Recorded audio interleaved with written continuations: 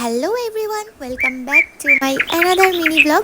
তো আজ হলো সানডে, কিন্তু আজকে সানডে আমার সকাল সকাল ওঠাটা আর হয়নি, একটু লেট হয়ে গিয়েছিল ঘুম থেকে উঠতে।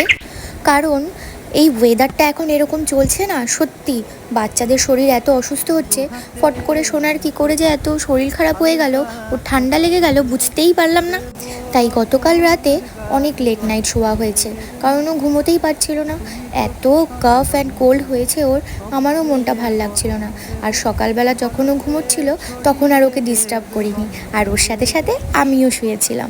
আমারও শরীরটা খুব ক্লান্ত লাগছিল, আর সুহানেরও পড়া ছুটি ছিল, তাই সুহানকেও আর ডাকা হয়নি। তো একটু লেট করেই সবাই মিলে ঘুম থেকে উঠে তারপরে সমস্ত বাড়ির কাজ শুরু করে দিয়েছি। কারণ ঘুম থেকে ওঠার পর তো আমি সবসময় তোমাদেরকে বলেছি যে আমি গরম জল খাই।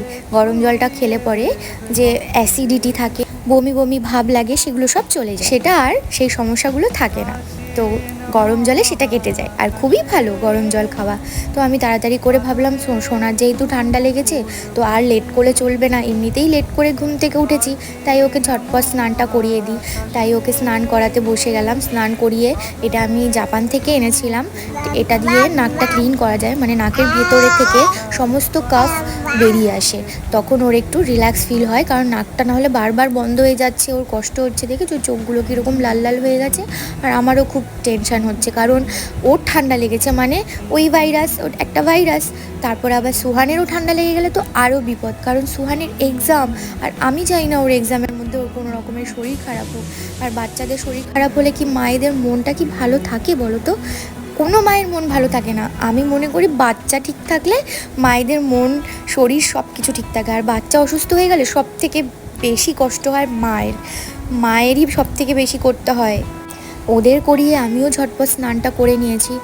স্নানটা করে দেন আমি ওদেরকে আবার খাওয়াবো, কারণ এমনি লেট হয়ে গেছে, ওদের খাওয়ানোও লেট হয়ে গেছে। মা আর আজকে আমাকে ডাকিনি, আর আমি লেট করে উঠলে পরে আমার একটুও শরীরে এনার্জি থাকে না।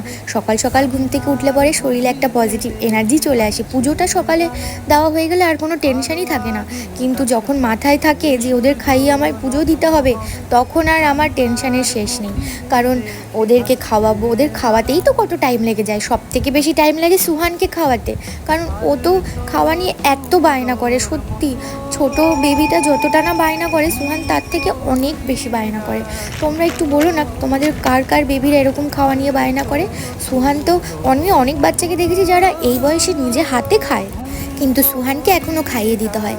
এখন আমি রেডি করছিলাম সোনাকে একটু ভ্যাপার দেবো, তাই আমি মেডিসিনটা ভ্যাপারের মধ্যে ভরে নিচ্ছিলাম, যেটা ওকে ডক্টর বলেছে দিতে। এটা দিলে পরে ভেতরের কাফগুলো একটু হালকা হয়ে যায়, তখন ওটা বেরিয়ে আসে আর কি একা একাই। তো দেখো এখন দেখা করতে ওর সঙ্গে চলে এসছে ওর মিমিরা। যেই শুনেছে ওর শরীর ভালো না, ছুটতে চলে এসছে। আর ওর মিমিদেরকে তো দেখে ওর মনটা একদমই ফুরফুরে হয়ে গেছে, কত আনন্দ পাচ্ছে, কত হাসাহাসি করছে। আর ওর হাসি দেখে আমারও মনটা ভালো হয়ে গেছে। দেখো কত ভালোবাসছে মিমিরা। আর মিমিরা তো এসেই ছিল, সাথে আমার মিমিও এসেছিল, কারণ সেই যে মিমি তোমাদেরকে দেখিয়েছিলাম, আমার মিমিও এসেছিল, আমার বোনও এসেছিল, সবাই এসেছিল আজকে পুচকুকে দেখতে। আর দেখো সুহানের সঙ্গে কত দুষ্টুমি করতে। তো আজকের মতন আমার এই ব্লগটা এই অবধি, আবার দেখা হবে তোমাদের সঙ্গে আমার নেক্সট ব্লগে। টাটা।